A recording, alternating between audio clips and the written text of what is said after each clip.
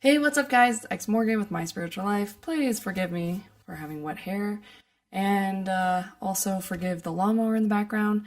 I don't know why some people think they can just mow their lawn on a Saturday in the afternoon, but how dare you? Anyway, today I wanted to record a video for you guys talking about some little victories I've had recently because things have been really hard.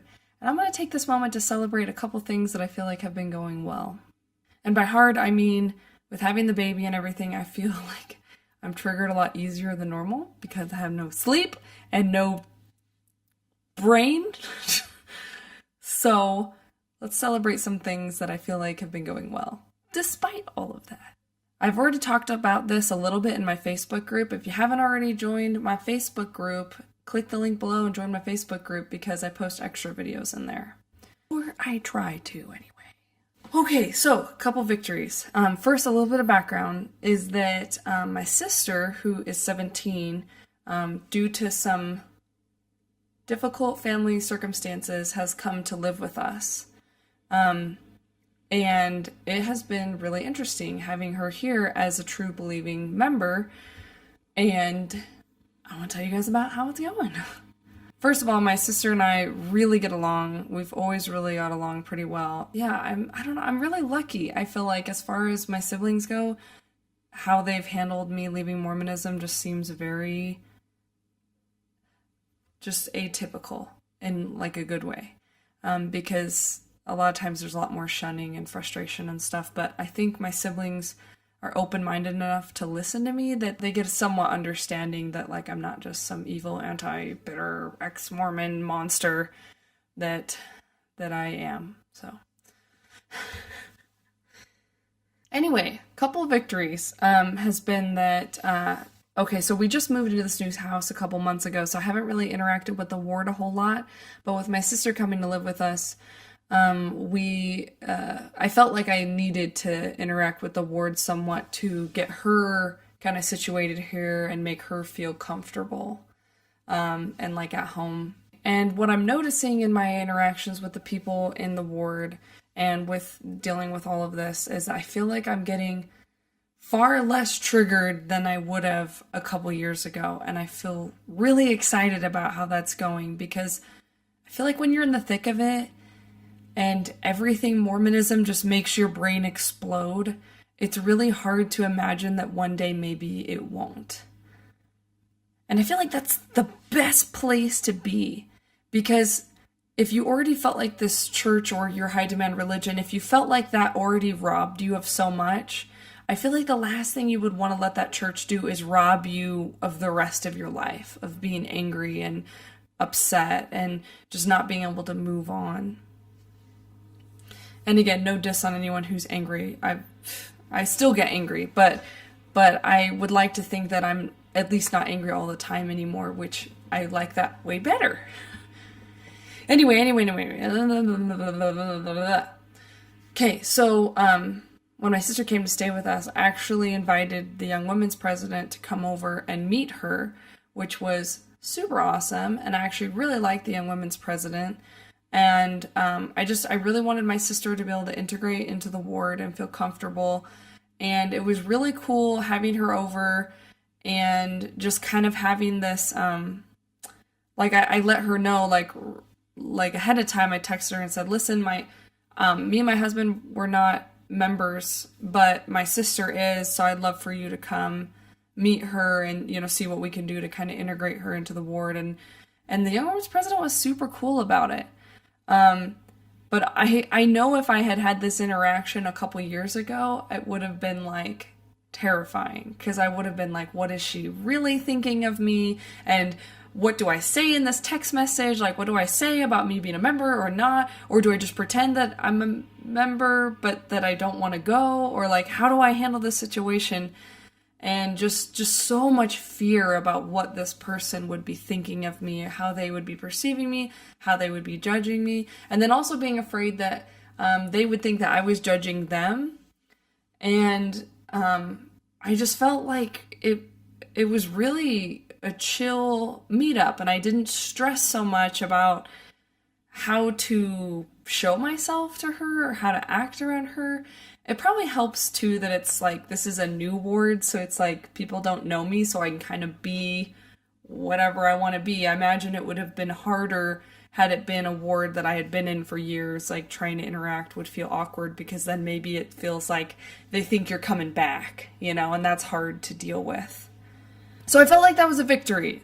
Just my ability to remain calm and treat that meeting like not a big deal was awesome, and it went really well, and the young women's president was super nice, and she helped my sister really get integrated with the other young women here, which is awesome. Another victory I had was that I actually went to church with my sister one time, and I felt like I didn't get super crazy insane. So my sister had to give the opening prayer one of the first Sundays she was here because, you know, they're just trying to integrate her into the ward, and she was nervous to give the opening prayer. And I was like, I get that. I like saying a prayer in front of a dozen people is already kind of nerve-wracking, but saying a prayer in front of like 150 is definitely uncomfortable for most people. Public speaking is a pretty common, serious fear, and actually I think Mormonism really helped me with that a lot. Points for Mormonism today!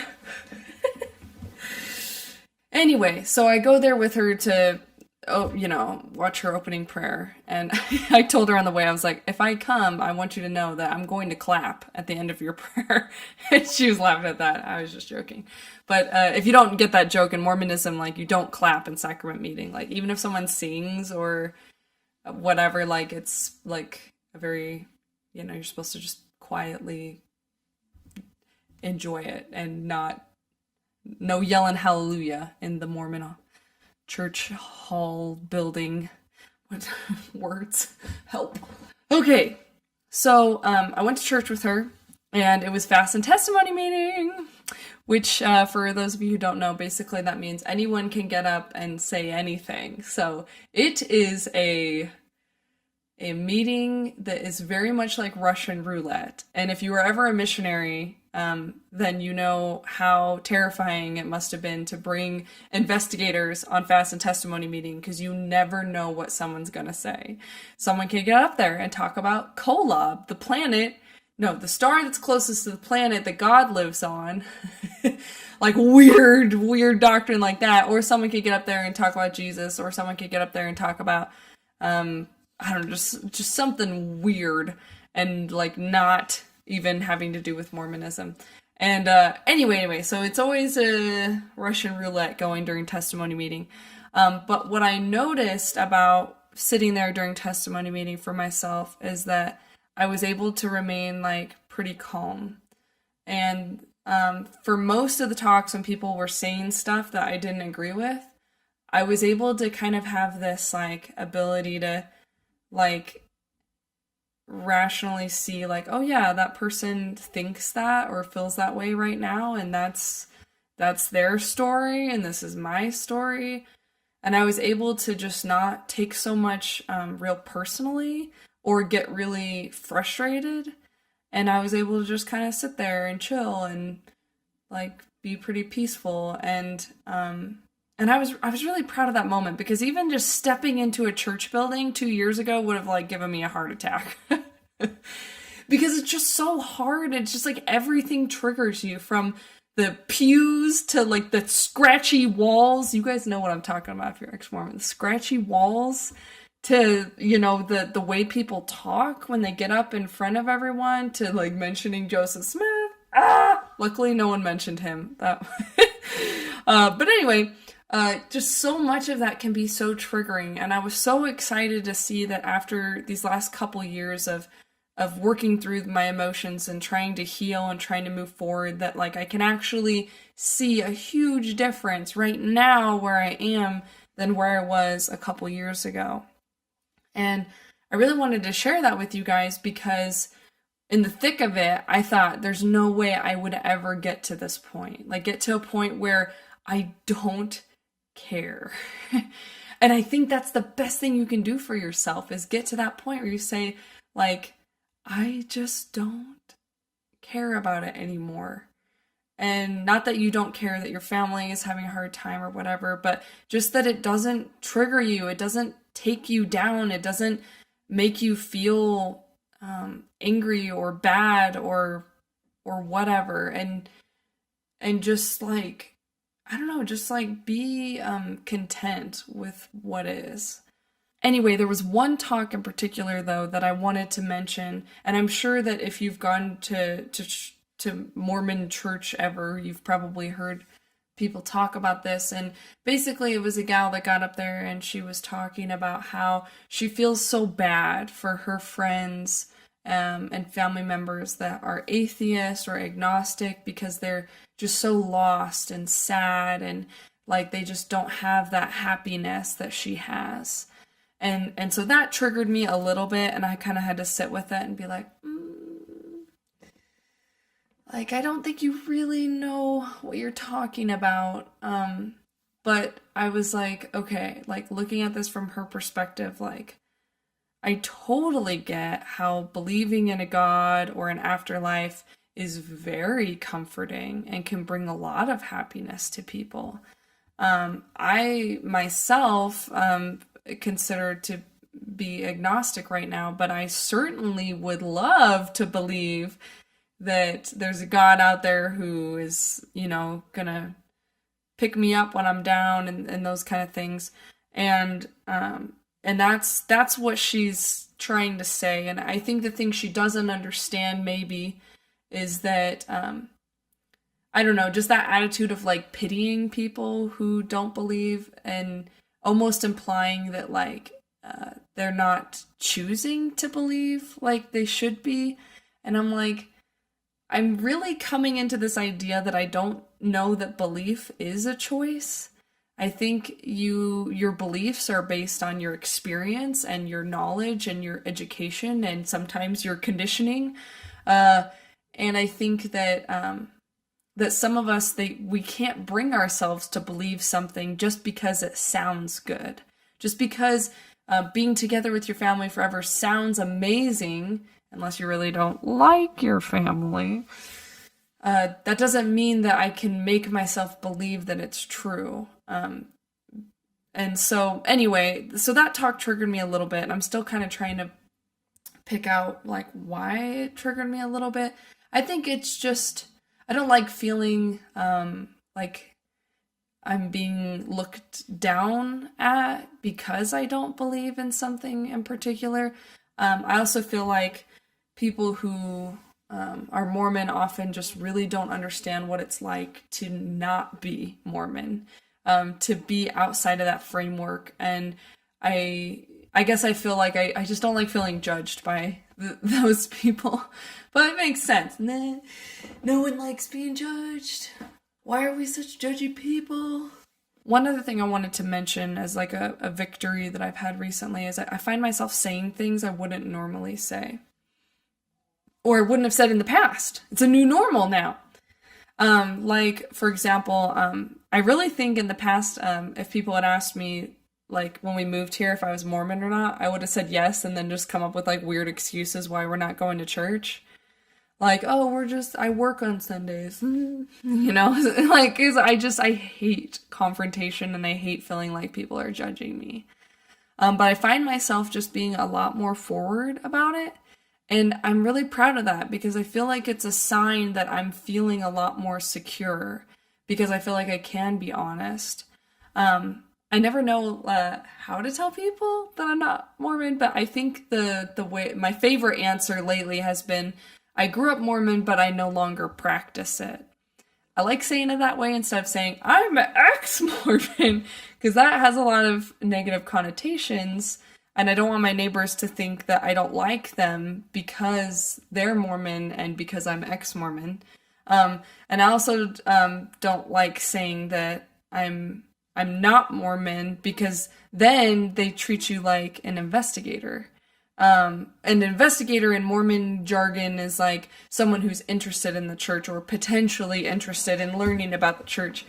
And I learned that was a problem because when I went to church with my sister, I introduced myself, and I was proud of myself, even though I feel like this could have gone better. It was still way better than it used to be. I was like, oh, my name's Morgan, it's my sister, and they were like, oh, are you guys visiting? And I was like, no, actually, I'm not a member, but my sister is, and so I just came with her.